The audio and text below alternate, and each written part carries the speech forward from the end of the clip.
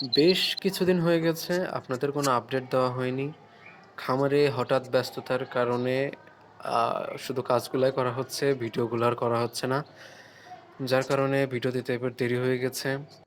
খামারে নতুন করে কোয়েল পাখি আনা হয়েছে। তারপর যে ডিমগুলার আপডেট দিতে চেয়েছিলাম, সে ৬ টা ডিমের মধ্যে থেকে ৩ টা ডিমের বাচ্চা ফুটছিল। তা ২ টা ডিম ভালোই হয়েছিল।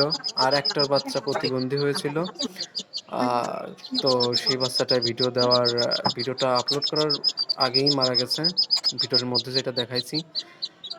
তো আর ২ টা বাচ্চা আছে। ওরা যে ইনকিউবেটরে ফুটছিল, সেখানেই ওদেরকে ব্রুডিং করতে রাখছি।